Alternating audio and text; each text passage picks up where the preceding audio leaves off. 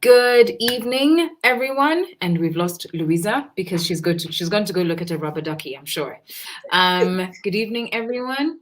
I'm Hawa from Manyatta Screenings, and I am so pleased that this evening we will be talking with Franki and Louisa when she comes back, talking about Machozis in post.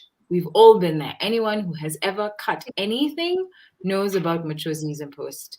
And Franki and Louisa will tell us their experiences with the Machozis in post, what it's like for the editors, what it is that we should do, best practices wise, things to keep in mind so that they're less tears. We will have the conversation, and then 30 minutes in, we'll be taking questions should anyone have any. So, Louisa, welcome back. I told everyone that you were looking at a rubber ducky, so they know now. Yes, but so glad to have you both here, really. Thank you. Thank you. Thank you. So, Franki, when you and we were chatting, you said quite famously, it has stuck with me. I think you said it once and it stuck with me. Miracles we can do, but magic we cannot. I really want you to unpack that for me. What do you mean by that exactly? The other one I should throw at us is garbage in, garbage out. Simple. It's the same analogy. Right. You can't honestly know you're cutting costs and think you're getting a product that will be able to make it after the next step, which would be us. I don't know how else to explain it. It's how can you cut corners and then expect it to miraculously turn okay? Right. Right. Yeah, that's what it means. Okay, right. Okay. All right. Louisa, do you have one that you want to throw your hat in there? Yeah, 100%. Franki has been in the industry way longer than us. And the fact that she's still saying that now, I'm just like, by the way, yeah, like this isn't right. Like those are the things that I'm actually like coming into awareness about, is just the amount of patience that's needed for this work, because half of the decisions that are made, like at some point it's like, it's not possible, and then you look like this pessimistic person when all you're doing is being realistic and just saying, well, it's what I have. You're trying to help them, but they hate it because you're distracting. I just don't logic to it. It's true. I'm so amazed that you still go through this, like after all these years. Honestly, but you know what? This is sorry, Hawa. We're taking hand on heart. I am sorry that you still have to do it. Hand on heart. No, but the thing is, what I believe in is, if you don't know, you don't know. Right. So and that's why we're here. We're here. Yes. That's it. Yes. So they don't do it because they know and they choose to ignore the measures. Right. They just don't know. It should tell us, editors, that we have an extra task of making them know, which is a hard thing, because who listens to editors in the first place? Everyone who's here is listening to editors. Listening. I'm sure they're all going, yay, love hearts.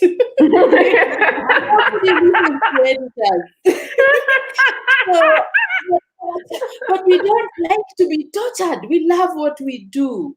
So every time we get something that's been cut corners, taken, fix it in post over there, every time we see one of those, we're tortured. If we can fix it, that means us taking over the thing and educating all people before us. We have to. So one day we'll sit down and actually do what we love to do. Right. Okay. So with that being the jump-off point, what do you wish we remember when we're shooting? What do you wish? Actually, let's even start a bit further than that. How is it that we can make best use of the editors that we work with?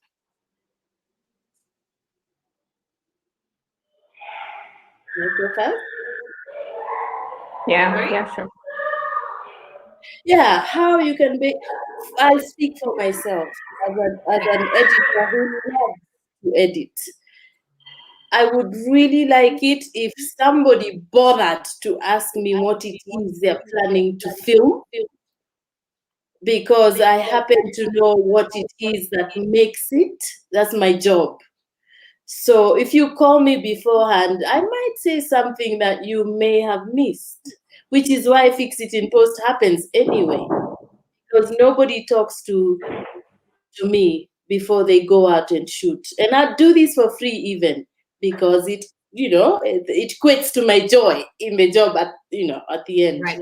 So I'd wish they'd ask me before shoot what I think. Okay. So go over with you what the plan is, what the desired result is.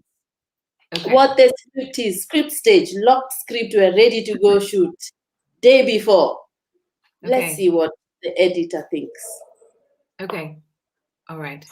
Can I chime in? Please. I completely agree. Like the projects where you're involved in after the script has been locked are usually the smoothest projects that you experience, because then everyone is on the same page. It's usually so annoying when everyone has a version of a decision that was made like 3 months ago, and then another one has a decision made 1 month ago, because they all clash in the edit at the same time. Yeah. So then you end up having conversations with people who aren't aware of the changes or aren't aware of the decisions that were made offset or onset. So it's really nice, like when you're together in the beginning, all the decisions that are made later on, like everyone is on the same page. It's so important, because then we have more fun in the edit instead of just troubleshooting all the time. Because most of the time, what I struggle with is, like, you want to have fun with the edit, but you're busy fixing problems, because there's so much more to editing than just putting things together. Like, one editor is so different from another one, and then also, like, it's also good to know, like, the sort of editor that you're engaging. Like, is this someone that fits your thing, fits your project, or what is the thing that they like to do? Like, at some point, I feel like people don't really understand what editors do, to be honest. They just think it's like, oh yeah, you guys will just, here is a script, and here are continuity sheets are a complete mess, and it's like, yeah, figure it out. But there's so much more that goes into it that is so essential to the story later on, that if we just focus on that, we'll have a much more better product afterwards, instead of who said what, where, when, how. It's like, it gets so chaotic. And editors, especially, like, I can only imagine how much knowledge Franki has. Like, the amount of because we've been in the edit, there's so much knowledge editors have, honestly, that is so important for directors and producers. Like, because even from the camera you're choosing, from the workflow that they want, the timings, like, there's so many things that editors need to be involved in from the get-go, and then later on, everything just goes smoothly, and the editor has way more fun. Okay, so I guess the obvious following question is, what does an editor do? Because if this is coming up now, I think that maybe we don't fully know, as opposed to just giving you rushes, and then hoping for the best. And going, I say, Aki Louisa, Aki Franki, please just please help me, After that, just, what does an editor do? And what can editors support with? Because I think from this conversation, lots of people don't know. Franki, go. Franki. Right. Yeah. Louisa. See? It's that simple. What do we do? Okay. So everyone up to the point of editing is disjointed. I will explain.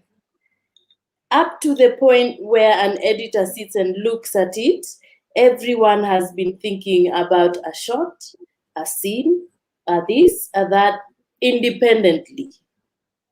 It is when it gets to me that I have to now associate all those things you've been independently thinking of into a fluid thing. That's what an editor does. It cannot be fluid until an editor sits and makes it fluid. So your whole... You create harmony out of all the decisions and ideas where they were all... That's it.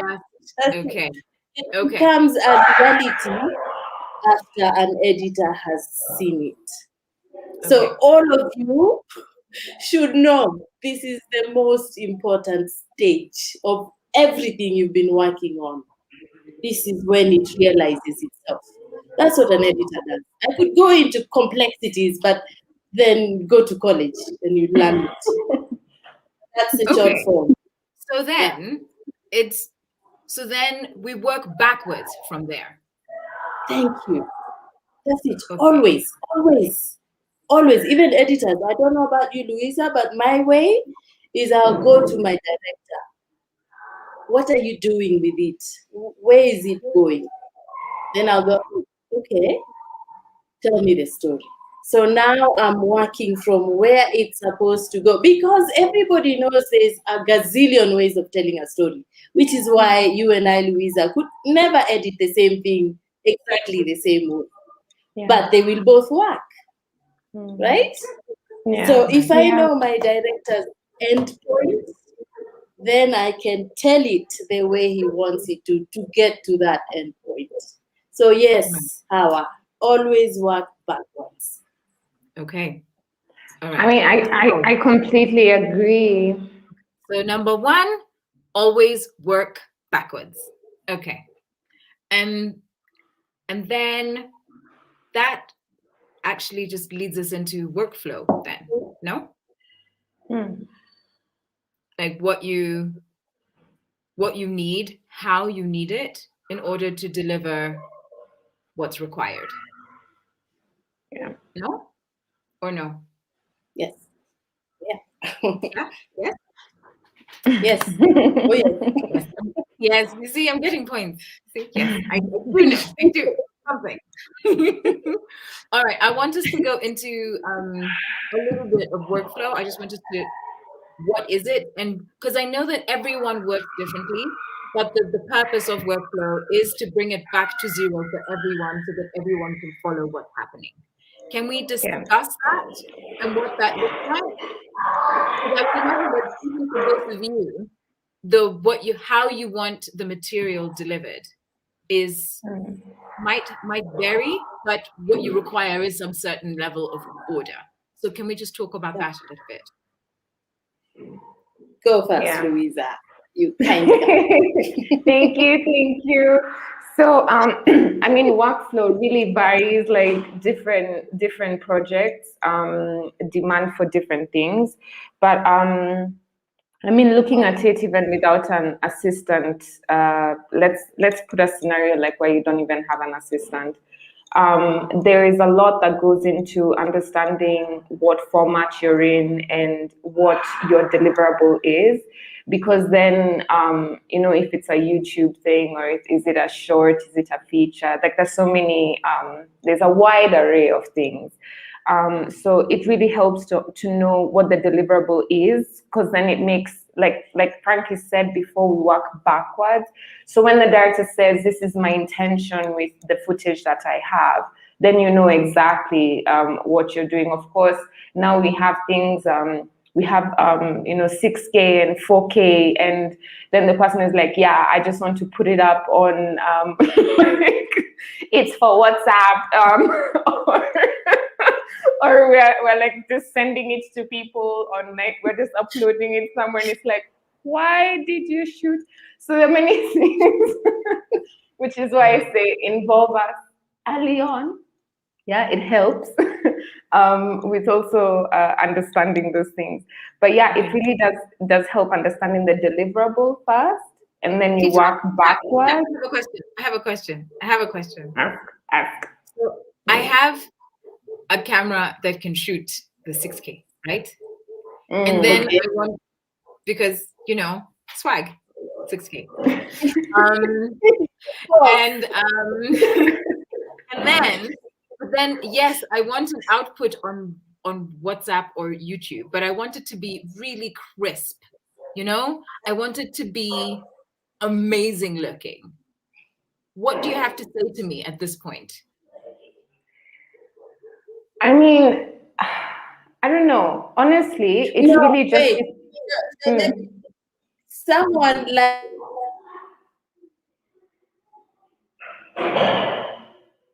I don't know.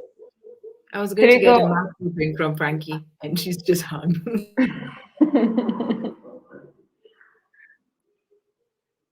Please come back.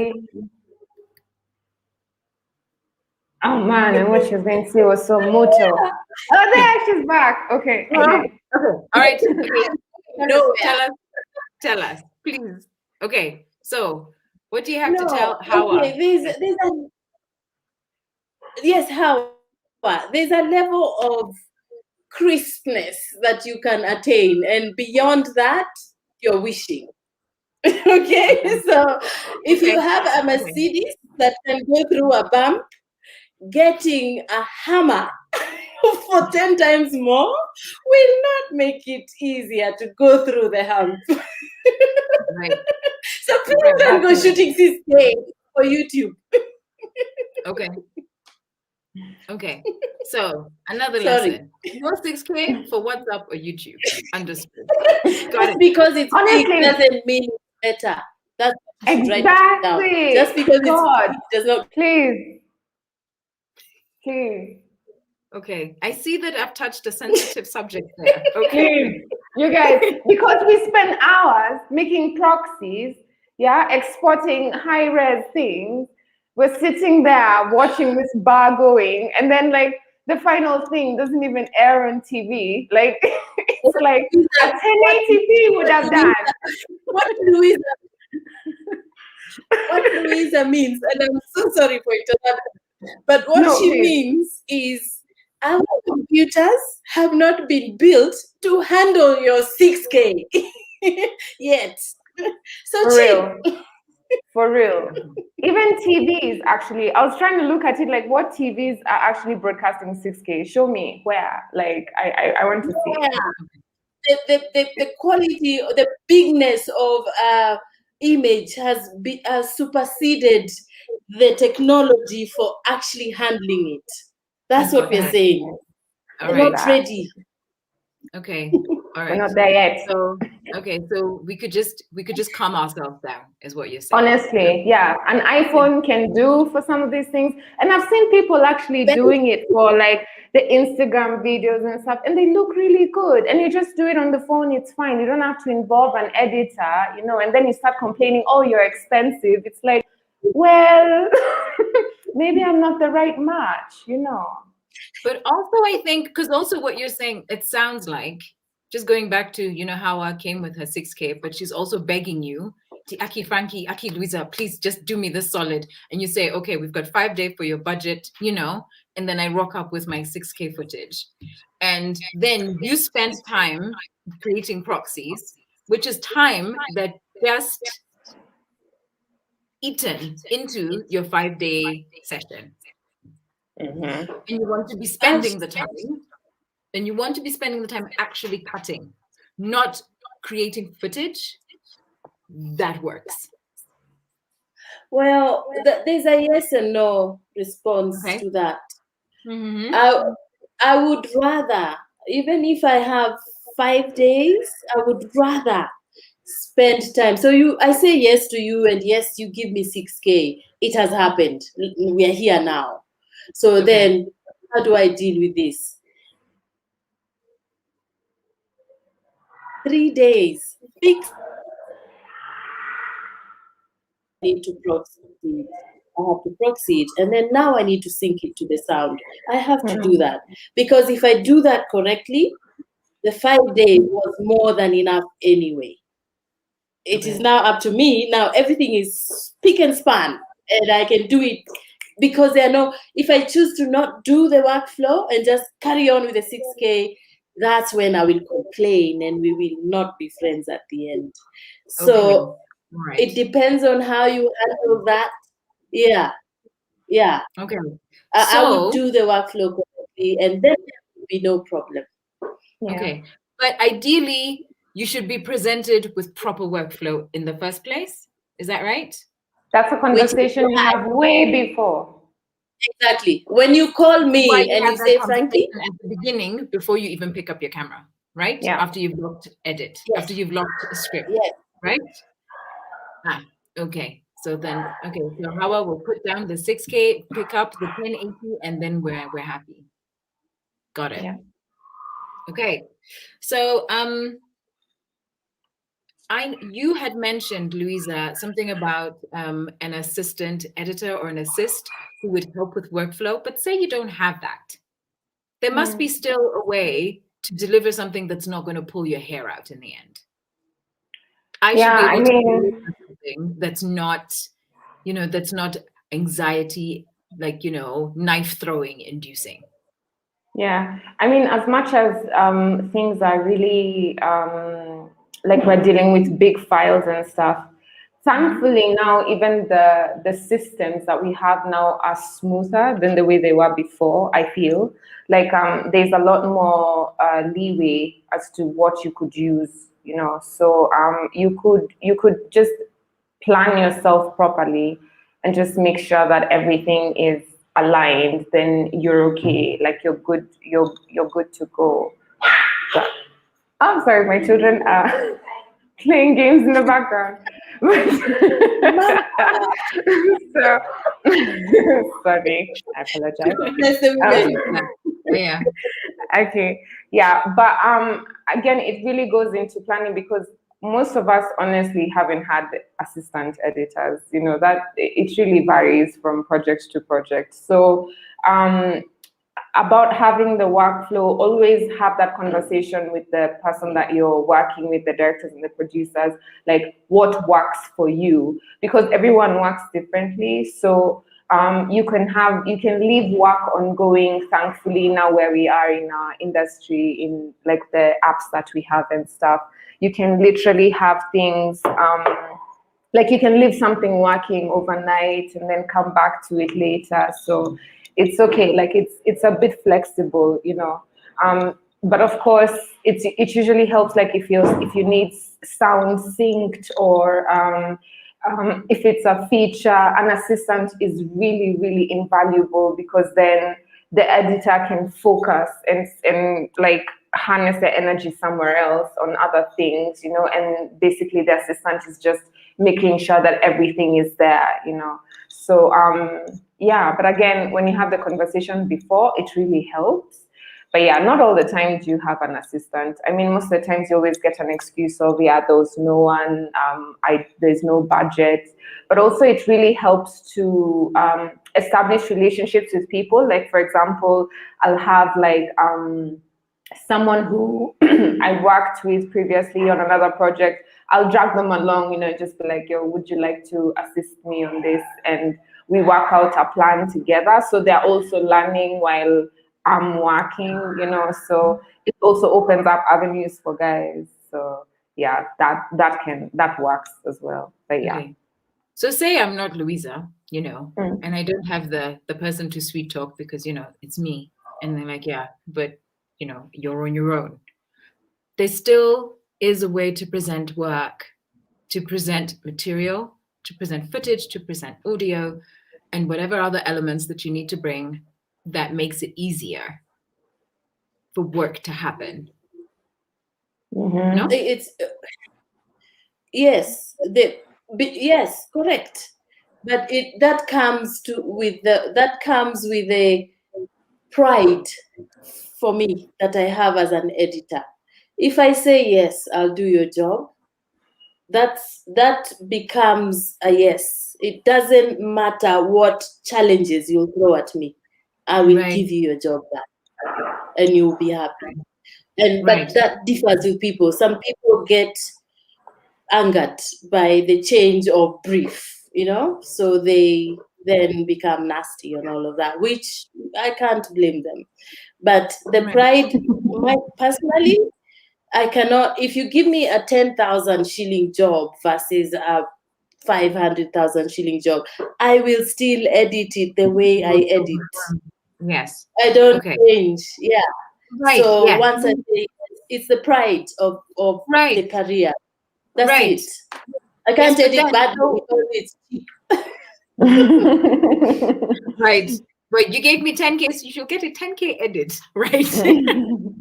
Your name is on the credits. Like you can't afford that, Right. But what I'm also looking for as well is just exactly. So how can I honor? How can me as Hawa showing up with the stuff who came and asked, Franki Louiza, what can I do to make sure that if I show up again, you're not looking at me and going, actually, you know what? I don't think I want to go through that special version of him again. So but even if I have, so that's it. That is the pride of the editing. It will not stop after you deliver. You will then follow it up and say, this.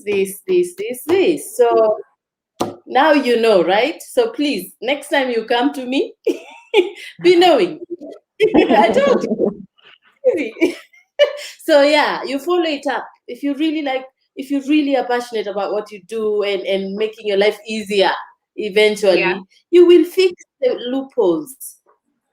Right. Yeah, that's the thing. Like, especially with editing, I don't know. It's not like, oh, everything will be perfect. Every single project, there's always issues. There's always something that comes up. So maintaining the relationship also helps you like change things in the next stage. I mean, repeat jobs are usually really nice because then you work on from what didn't work before. You're very sure. Later on, when you're seated with the director in the edits, it's like it's almost telepathic. It's like you just know what the director wants, and you just know what they like. But it takes some time to get there. Yeah, that's like the best place to exist. Like that's the dream. That's dreamland. That's okay.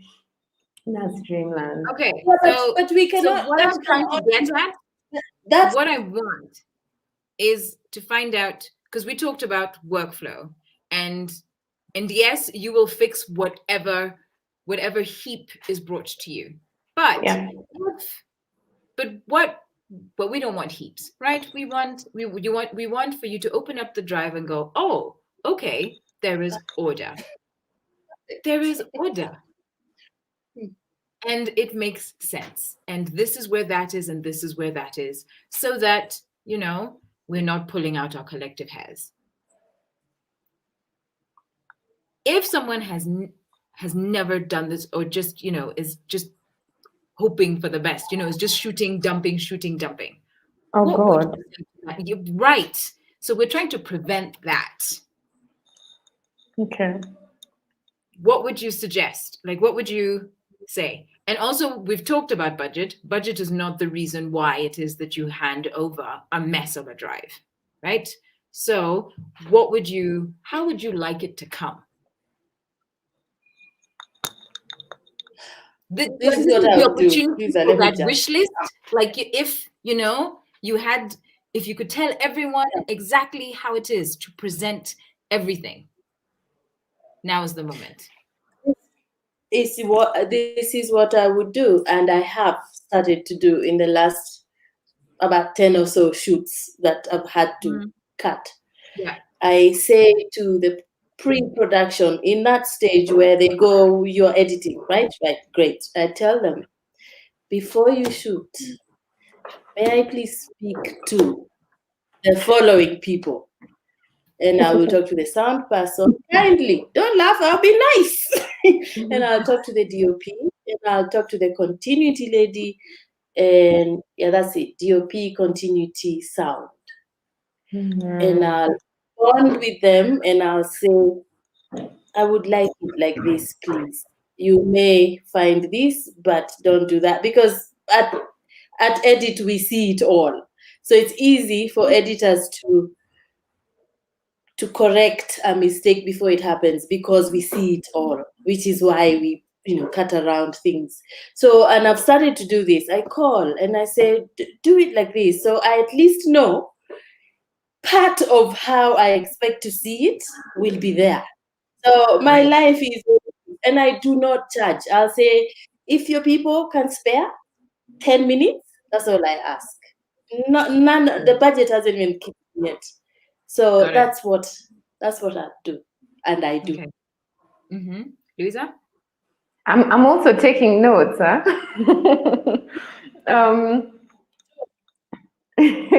But yeah, it's true, to have those conversations is so important. My wish list is just organize things.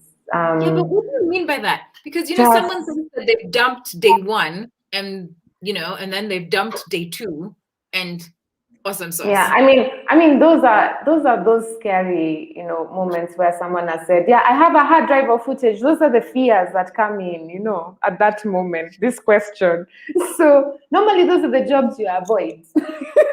but I think as a basic thing, again, it goes back to having the conversation before you're even copying the things to the drive. Because let me give an example. Like, there was a time much later, after like 3 days of shoots, people realized that the sound had a different frame rate to the camera, and that's like a scary thing. That's like so scary, because that is tear-inducing. It's nightmare. It's a nightmare. But it's fallen on you, so you need to fix. Yeah. So those are the things, and it normally happens when things are just scattered everywhere, because then people really just don't care, even looking at settings, looking at, deciding, oh, what are you on? Okay, and what is this guy on? And so sometimes you call just asking very simple questions, like, so what camera are you using? Yeah, just so that everyone is on the same page, just polite questions, so because they're also going through the pressure of finishing what they need to do in a day, Yeah, so it's just like, you just ask politely. They don't know. Yeah, and then you realize, hiya, it's not a conversation that they've already had. So then you're like, ooh, okay, at least we've had it now. But yeah. So we need to check the frame rate. Number one, check the frame rate. Make sure that everyone understands. Okay. There's so many things. So for example, even in scripts, like maybe the director has an idea to do speed up some points and slow some points, those are things that we need to discuss, so that they also know what capacity the footage can go, because sometimes, like, you're given footage and they didn't even consider, those things, and then you're not able to push it to the point that the director wants, And most of the time, the director is going through so much as well. So it's like, the HODs, we just need to just have a meeting. I had a huddle, right? Okay. No, but that one is nicer. The worst one is when they hand you the script before they go shooting. Excellent, great, we're all on the same page. They go, they shoot, they change 50% of the fucking script. Sorry. No, we're with you. Like, the entire thing. They give you the footage, and then you're like, what is this script? What is this footage? What changed? Nobody bothered to update the script to tell you we actually tweaked a few things.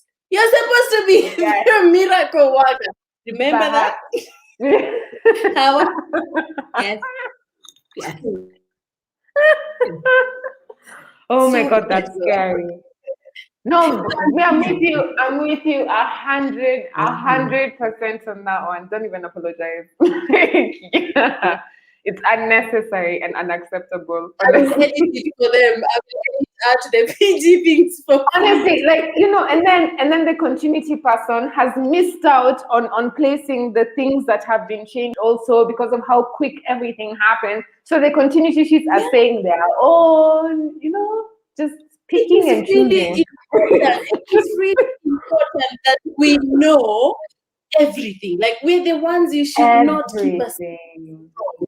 Because if I know, then I know why you did what you did. Therefore, I know how to fix it. It's really, that is lost on editors, completely lost. But Louisa, this is what I'm saying. Let's talk to these people before they shoot, man. For free. It's true. It's true. Sorry. What do you think, Franki? Would you ever like to be on set? No, because I'm a storyteller, I would like to not be biased. I don't want to know why the director said that take doesn't work. Because if I do, then it will instruct how I cut it. Right. So no, I would rather not be there. So I'm fresh. I'm another level. Right. I'm another layer of the director's project. A fresh eye. Right. Yeah. The Got fresh it. eye. Yes. Right. So those that I believe that falls under unrealistic demands. No, I think that's fair to say. Yes. Perfect. Okay. All right. So let the editor know what is happening.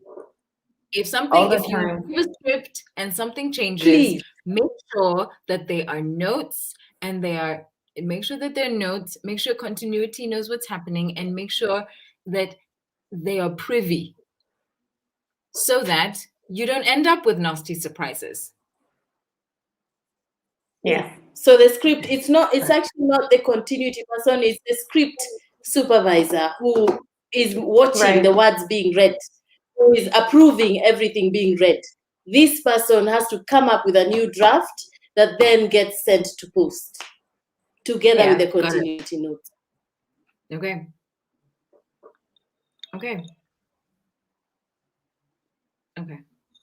I feel like I really touched on a sensitive topic there, man. I needed a little.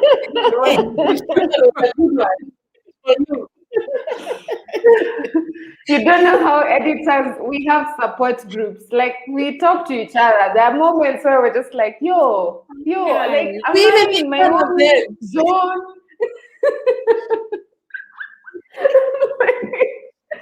Like, sometimes you just have to crack through. Honestly, you can only laugh. At some point, you can only laugh. Okay. All right. So deliver material that is usable and editable. So we've covered that. Sound we haven't covered, actually. I would really like to go into, because that's the one I find that people spend so much time on the image that they're looking at sound and they're just hoping that sound knows what it's doing. But number one, agree on your frame rate so that no nasty surprise. We covered that. What else about sound? Because it's such a huge part of storytelling. Yeah. I mean, I will really just go to the basics. Like, with sound, it's better to record exactly what you think that the director will need, because whatever you do in location will help in the edit. So, like, I really enjoy working with sound people who give you extra things, to play around with.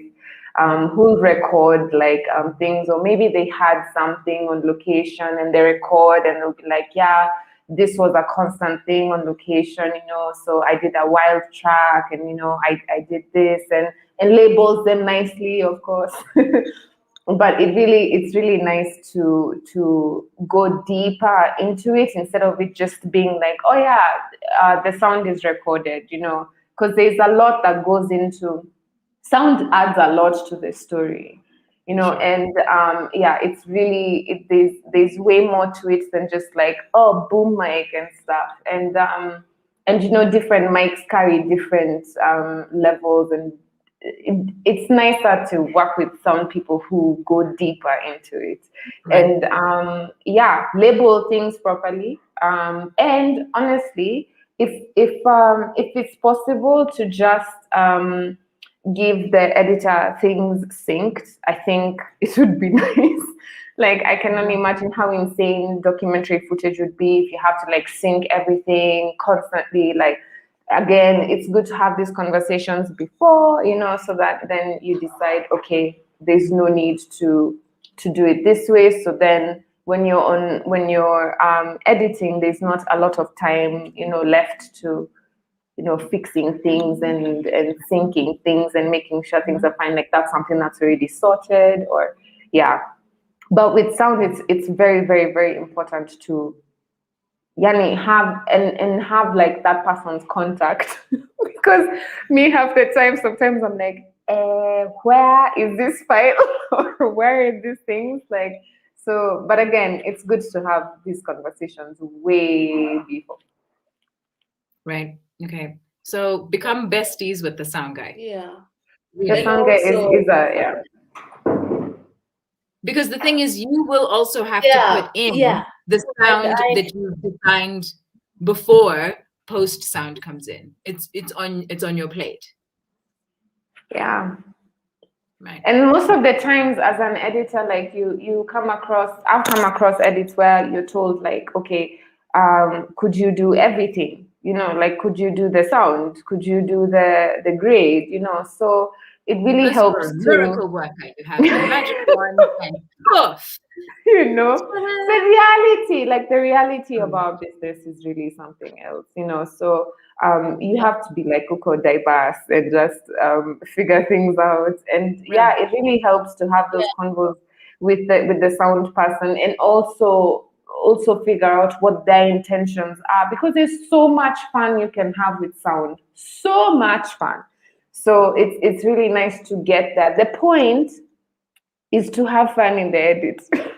So, like, the more material, I mean, I don't have a problem if you give me extra material, by the way. Like, I like those people who geek out and go like, yo, I found this and it was so cool. So I put the mic on the thing and I got a really nice bubbling sound and whatever. It's like, yes, you know, like, it's nice, it's fun.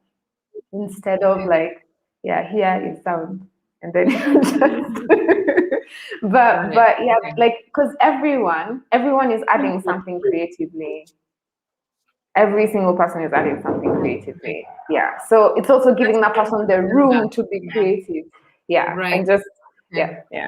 But it's not just, you're not just there to fix it. You could also actually grow it, really grow it. Yeah. Right. Exactly. Okay. So everyone, it depends on the most sound. Sorry, if I may. Yeah, of course.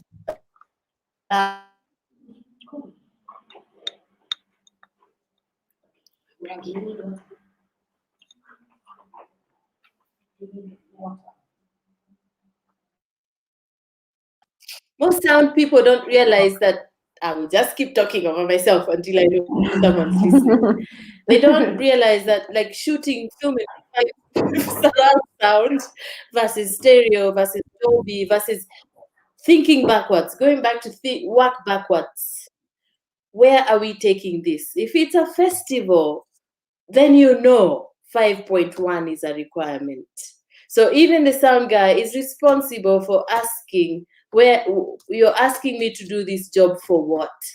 And then they work backwards, because you need a lot more Foley, you need a lot more ambience, you need a lot more this detail for 5.1, which if you shoot for stereo, you're going to spend more money in post, so you can recreate all these things. When you paid the sound guy, he can collect it there. So it's important that they also, to help in the workflow, work backwards, to help the editor. Work backwards. That's it. Got it. That's it. Okay. And I don't like sound people who will excuse. Clearly, you can hear someone is wearing a plastic bra. clearly as an editor. And you're like, but this sound dude has been wearing headphones all this time. How am I the one to say this is bad sound? Sound people should know if an editor said that sound was really bad, that they have failed. You know? Yeah. So if I was a sound guy, I would be, like you said, Louisa, best friends with an editor. I would go, how was that? How was that? Yeah. What would you, like that? Then we all get better. Right. Okay. At this point, I would like to ask anyone, if you have any questions, please don't be shy to ask them. Franki and Louisa are here to ask them all, to answer them all. I know they had a moment earlier, where we needed to bring them back, but they're fine now. So, just ask your questions. I would like to add something. I was okay here writing notes. If you can test the workflow before you start, it would help. Especially like if it's a camera. If it's a camera you haven't used before. So for example,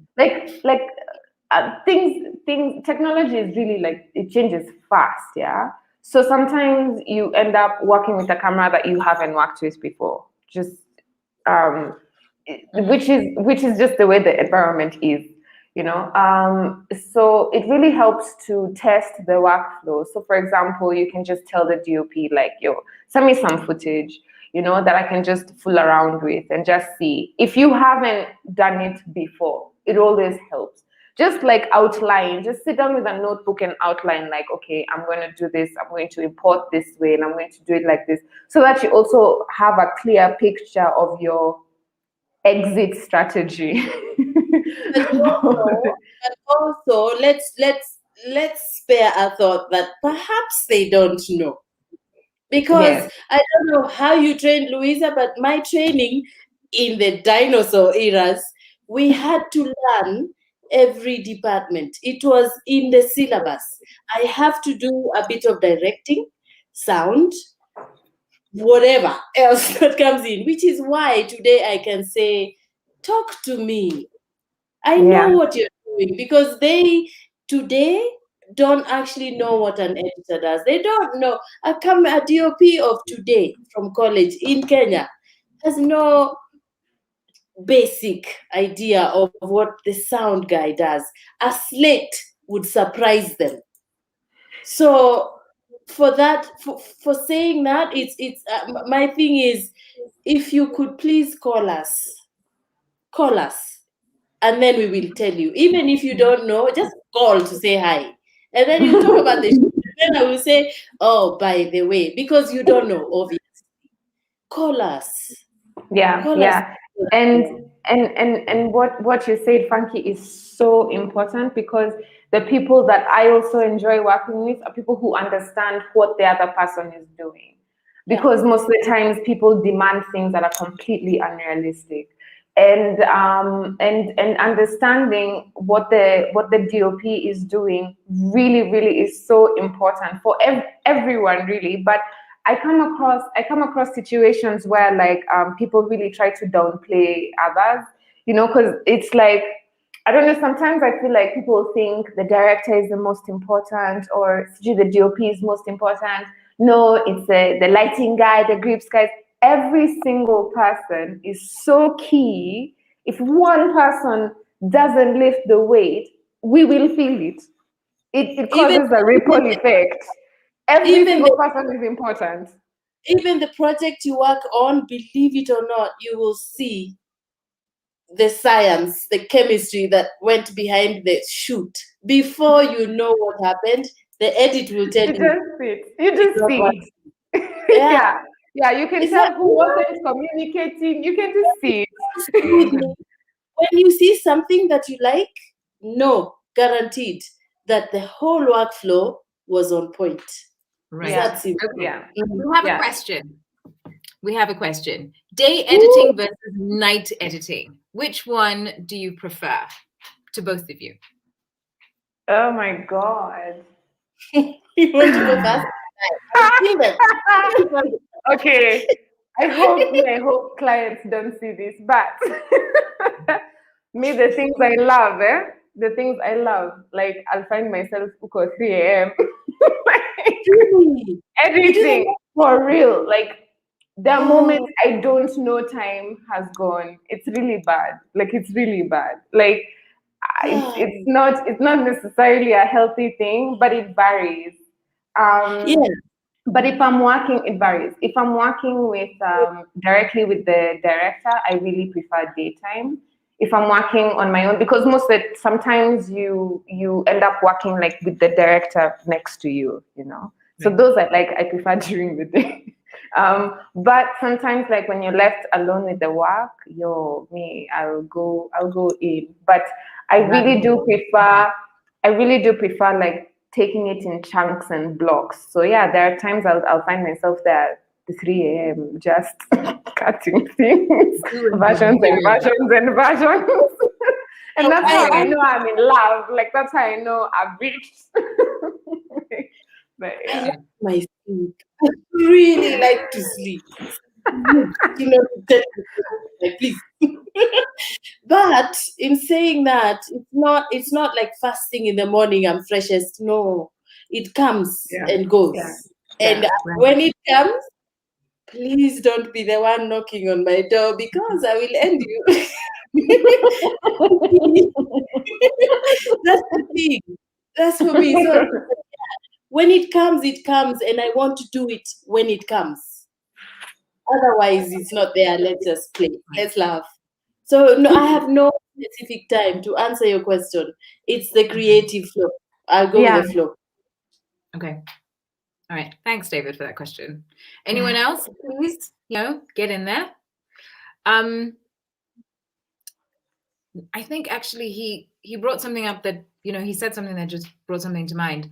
When it comes to night shoots, what are the things that people really need to think about? Because it requires, yes, workflow is workflow, but there's some things that you need to keep your eye on when you're shooting, when you're creating footage at night. Is there anything that you would like to say about that? Please work with a DOP who has done it. If the team hasn't done it, then do a test shoot. Like people need to do test shoots. I don't know how many times I can say it. But it helps. It really helps to just like look at what the camera is giving you before shooting, because night shoots, it's really scary when someone is like, oh yeah, we can just increase the brightness, we can just add And then you this, end up and with it's like everywhere. we Yes. don't have the range, or you Mhm. didn't use the right camera for it, so Right. it's so important to do that. But me, I'm for do a test shoot with the camera, because if what you shot is what I have, there is nothing I can do with night shoots. Right. Like for real, the grain will be there. Like Yeah. I don't know how to Whatever. remove. There's nothing. Again, we're not like there's no miracle that we can do. And now there's a lot of ways that you can do. There are a lot of clever ways you can do night shoots. Like there's a lot of ways you can discuss with your DOP and just discover and have fun with it and see the best Yeah. way to. Are there to any do it. resources that you would suggest for people to look at, so that they could, Sure, like we're going to do if they're going to do a test and everyone is flying blind, what would you recommend they do? Or where would you recommend that they look to read up, to check, so that they can do the test shoot, so that you don't end up with a mess?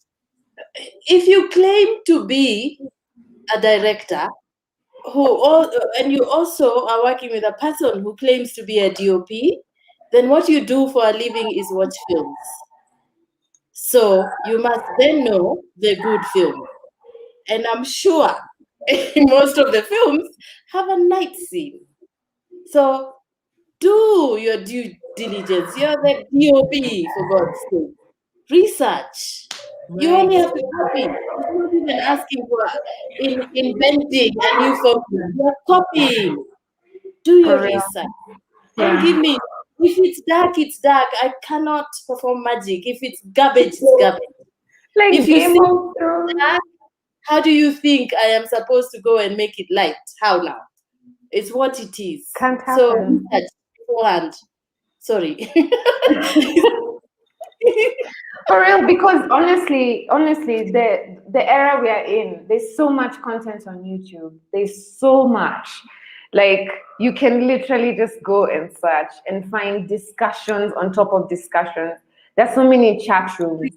And I realized that DOPs also communicate with each other a lot.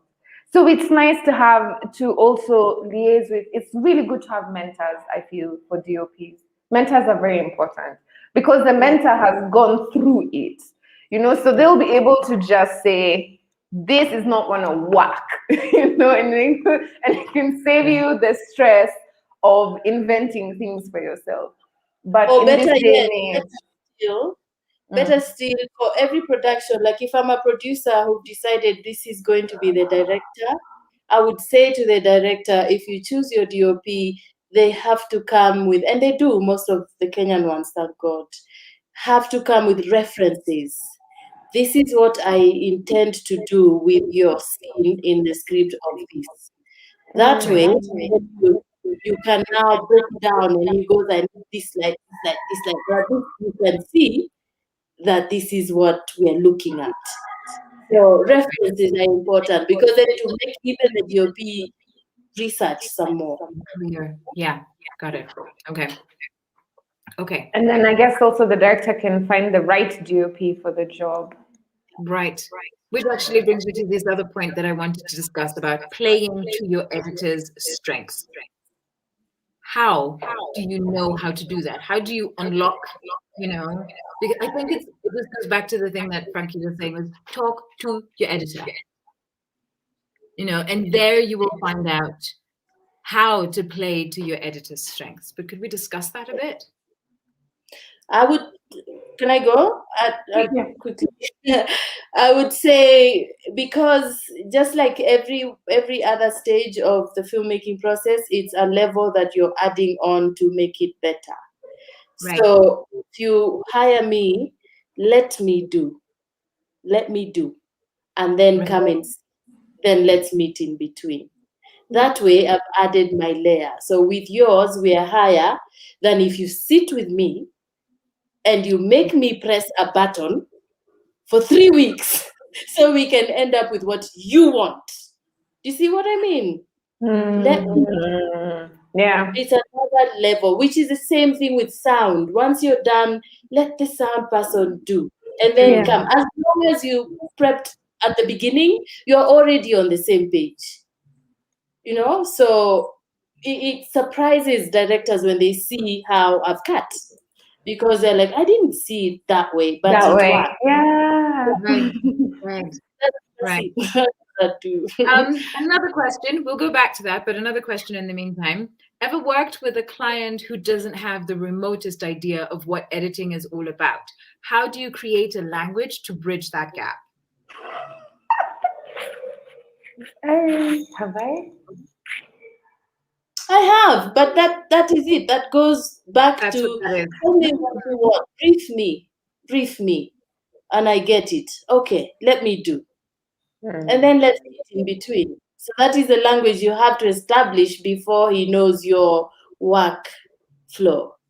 Right. That's it. I will not. If I don't see the director's vision, there is no way I will take the job. And I'm lucky I'm in that position of saying, it's not for me, this one. We don't see eye to eye. So why would you still keep me going? Right. If I'm to add on. So no. There's no, I have come across that. I've done it. It hasn't worked and I've let go. Right. Because I'm the one. Yeah. Okay. I mean, I have worked with maybe one. They were a team. I mean, they were like a duo. One didn't know, but it helped that the other one knew. But that's really tricky. I can't imagine how that would work out. You went and you shot and you don't know how it will come together. Come on now. Like, whoa, that's scary. So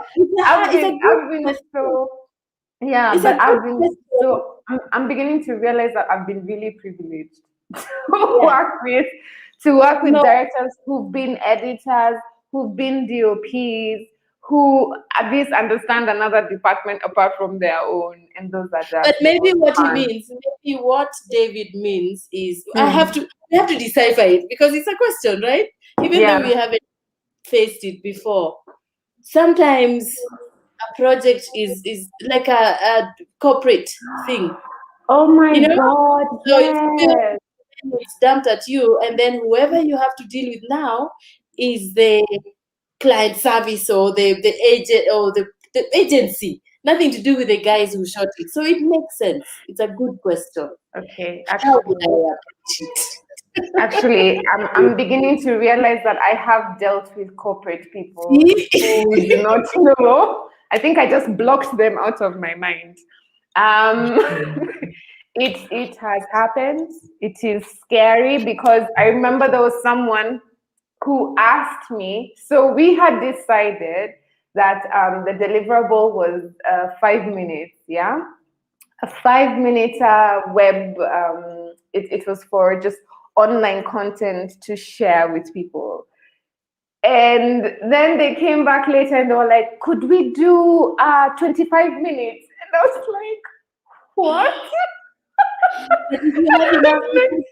And I'm like, we only have footage to make 5. Like, yeah, but you are filming the whole, you are there the whole day. And it's like, yeah, we were, but it's not like.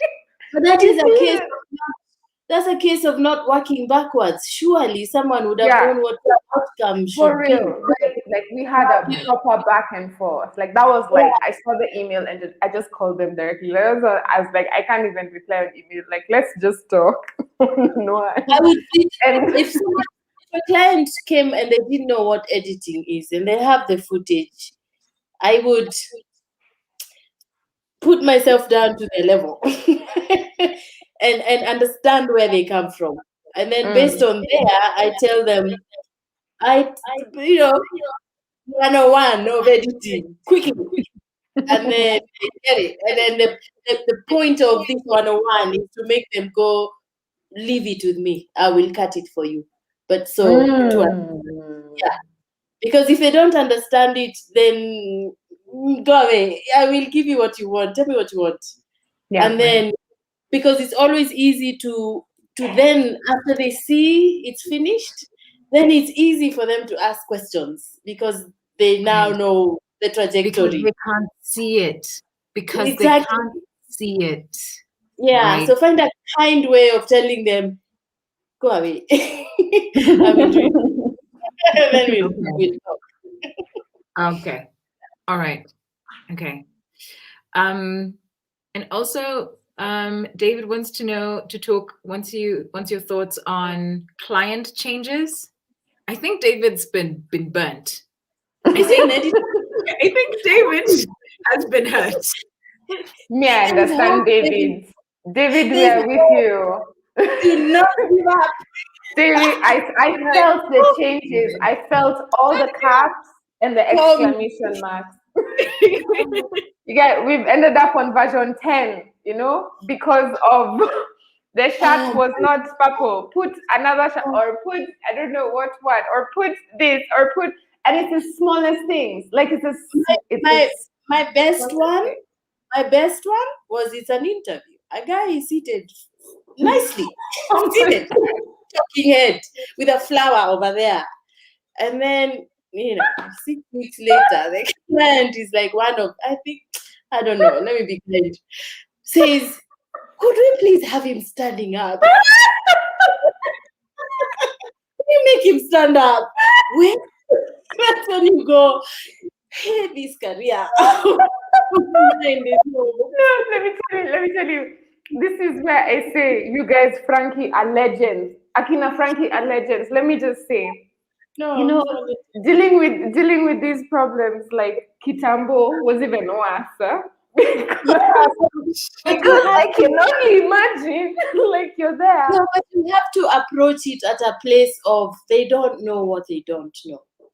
Because if you don't see it that way, you will be one very frustrated person, and you don't want that. Yeah, so if you come from they don't know, your mission is to always try to make them know while they are in your space. Make them know something. So they leave knowing I learned something. That's Like it. there was a client I remember for I think it was, oh yeah, let me not mention it. But they were on set. Yeah, they were on set with us. I was production manager on that. I was not an editor, but I was liaising with the editor. So we knew exactly what everything, like we had a storyboard. It was a really clear cut in out where we're going. And in post, after everything is done, the client asked, like, so the character was walking across the screen, and when they reached the window was when they answered the phone. And they said, why can't they walk while answering the phone at the same time? And we're like, we were on location together. Like, what are we supposed to? The editor had to keyframe the hand on every single frame. As the character was walking across. Seriously, honestly, like, I was like, you guys are legends. Like, I don't know how.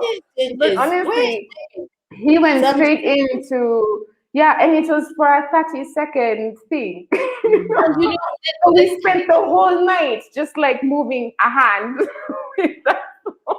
The unfortunate thing is, even if we can talk all day until the cows come home, but these are the guys who have paid for the project, and they want the hand to move. You will be there, moving the hand. So to David, you have to pick and choose. There are some changes you can afford to convince otherwise, and it will work in your favor. But there are some things, because we are editors. Like, I don't know why this client wants his person to stand up. I don't know what in their business makes people look better standing up. I can't claim to. So there are changes you can fight, and there are others you just can't. Out of respect, let them have it. Okay.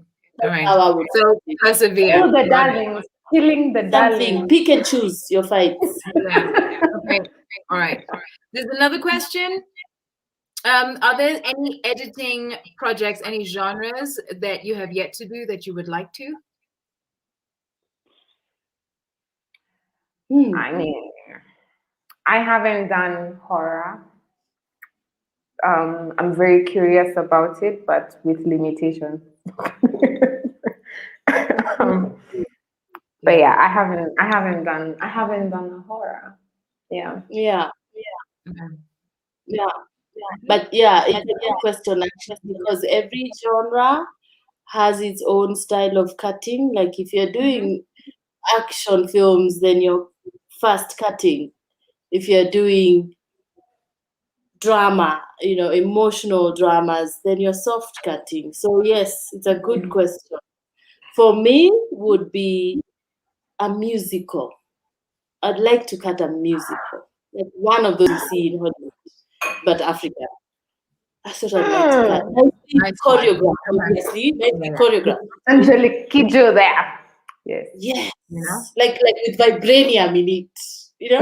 Yes. That's what I'd like. All right. Oh my God, that would be amazing. Okay.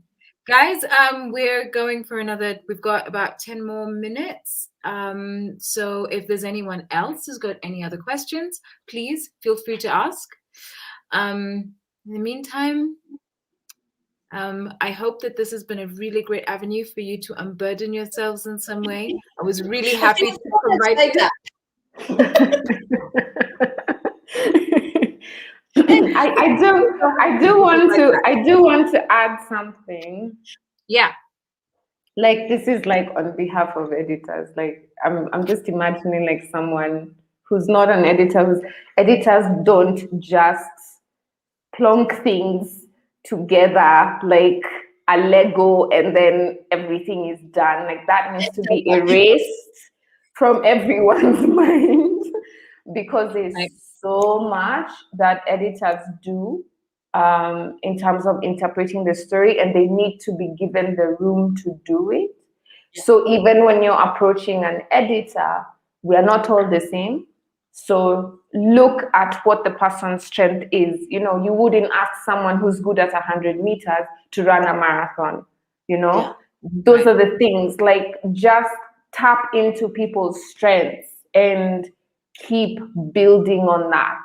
You know, instead of bringing someone and then complaining they're not giving you what you want, but you're the one who actually didn't even look at what they're capable of doing. You know, so I feel for editors, like every single editor I've come across with, that I've worked with, or interacted with, like, the relationship with the director is also so important, because then they're able to just see how much more can we sink into this thing. That's where the fun is. That's where the edit is. Like, that's the soul of your thing, the thing that you're creating.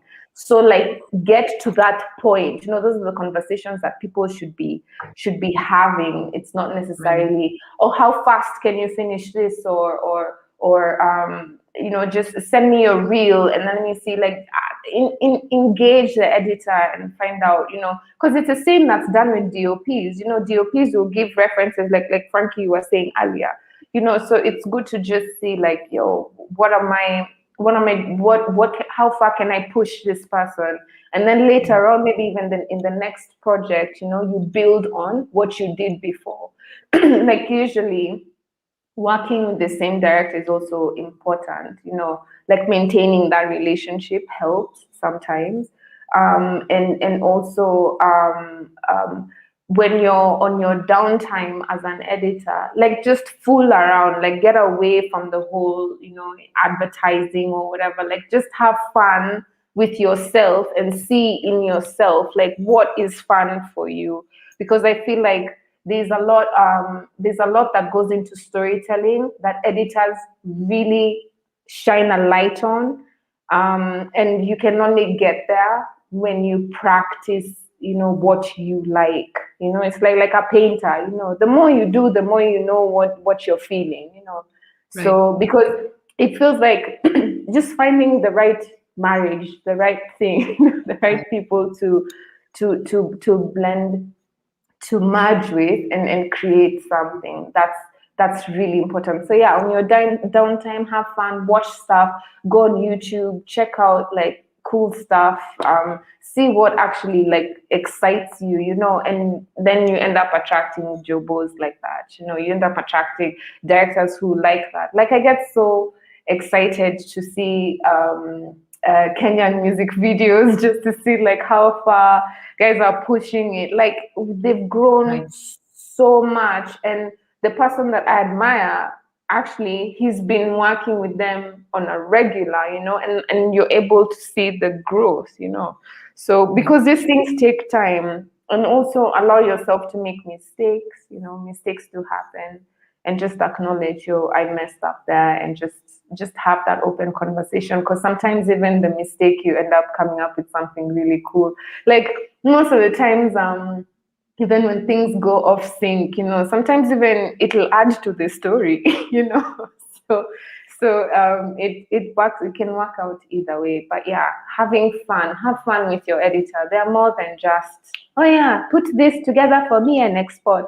There's way more that goes into that. But yeah. Also, we are nice people. We are not scary. We are not monsters. We are here. So let's work together. If the more of us that work together, the better we get. So there's a couple of other questions, if you don't mind taking them, ladies. We'll go a little bit over. I hope you're okay with that. Yeah, I'm good. Yeah. David wants to know about software and system optimization. What software and why? Ooh, optimization and system. I'm a lady, Apple, and also Premiere, but I've also done FCP7 and Avid and film and tape. So, and after all of this, my summary is, it's not what the car you drive can do, it's where it can take you. So you and your Suzuki, You will get there just as fast as the guy with the whatever fast car, Ferrari. Will get you there. It's what it's you. It's you. Yes, it will slow you down, but if you can edit, you can edit. Don't go spending money doing all of that fancy stuff. Saying that though, I have the fastest Apple to edit with. It helps me. And then there's there's a server thing that, so there's no hard disks or anything. There's like 4 edit suites in a server. So it doesn't matter which edit suite you go to, you can access the footage. So, but that does not make me a better or worse editor. I am who I am, right? So, yeah. Okay. All right. The why shouldn't be the what software it shouldn't be. It's the why are you editing is what it is. Right. Okay. So the last question of the evening. Yeah, the software. The software is the same. It's the same thing. It really depends on your pocket. Because Avid is here not cheap. And there are some. So it again tailor make for your needs, because you end up having crazy expenses that are not necessary. So yes, but if you can't, don't stop yourself. If you exactly, technology is progressing, so if you can, follow it as much as you can. There's cheaper ways of doing. You don't have to spend too much, but keep to the standards as we go. Yeah, which is why we say, like, when you're discussing the workflow, those are the conversations to have, like what software exactly to use, depending, because then it matters. Like, for example, maybe you need to work, like Frankie was saying, maybe you need to work 4 editors at the same time. Maybe you need to work with the animator on the same thing at the same time. When that is happening, I would never suggest FCP7. I would never suggest FCPX. I'd just be like, let's just do Premiere, because the structure, and like the workflow. Someone can go into your timeline and make changes, and things are nice and smooth, So yeah, those are the conversations to have way before, and then who is investing in it, and then also if you're a freelancer, invest in yourself, because sometimes a client will say, I can only do Adobe, or as someone else will say, I will only do FCP, so those are also things to consider. But the client should have done their homework and known Louisa cuts on Avid, Frankie cuts on Premiere. So don't go for Frankie and suggest Avid, Exactly. Beforehand. Yeah. Okay. So the final question of the evening: what is an effective edit reel?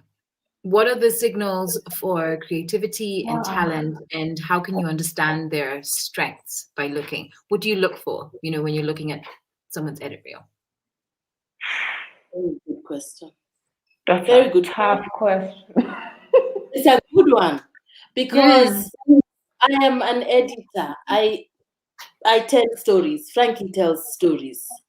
If you ask me for a 2-minute edit reel of a mishmash of shots, you are not seeing what Frankie does. Right. So depending on your project, know what sample work to ask for. But it's good so far. I haven't faced that send me your showreel business. Usually they go, could you please send examples of your work? It stopped being showreel. And so I send even trailers do not do us justice. Unless you're a editor. So I usually just send a full thing. Get bored halfway if you must, but you will see how I work. Right. Yeah. So reels, show reel, 2 minutes, no. Ask me for Go. We've had this conversation as a group of editors, and I was so happy. I'm even so happy to hear what Frankie is saying, because like, people think that a fancy showreel is what will get you the job, and it really isn't the truth, because there's so many. It doesn't show you your strengths. It doesn't show anyone what the editor's strengths are. It's just nice shots put together. That works for a DOP. That works for, you know, the DOP. You're able to see their eye. You're able to get like how they use their camera. That's easy. But for the editor, it's about like, you need to sit down and watch something that I've done. If you can watch maybe a scene, and that depends on what you want me to do for you. So for example, I have like documentaries, you know, where I'll put them together and I'll be like, here's a link, you know, and hopefully there are no rights issues things to show the work. Because sometimes it's like, okay, give me 3 years, I'll show you I did something. but but yeah, it's good to tailor make it to what exactly the person is talking about. And to show them the strengths. And also I find that it helps to outline the things that you enjoy as an editor and the things that you feel that you're digging. Because I don't know, like there's a lot of because it's a very intimate job. As much as yes, you're by yourself editing, and then you know the director comes in later on, you're really one-on-one in them, you know, like they're really here right next to you. So they need to also already understand how you reason and how you approach things. And those are the things that you can discuss before and just say, yeah, this is what I enjoy, and what do you enjoy as a director, or this is what I enjoy, and then bring it together. Instead of it being like, oh, send me your show reel, it'll just be nice shots put under a nice soundtrack. Yeah. All right. Everyone, that is it for the evening. Louiza, Franki, you have been so generous. Thank you, thank you, thank you. David, you have comrades in arms. Yeah. So we are with you. We are with you. Yeah.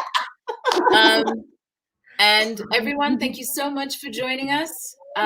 We will do another one at some point. Do let us know if there's anything you would like us to discuss, and we will see what we can do about creating another Manyatta Talks with that subject. That being said, everyone, have a really, really good evening. Thank you so much for joining. Franki, Louiza, again, you've been awesome. Everyone else, have a good evening. Bye. Bye.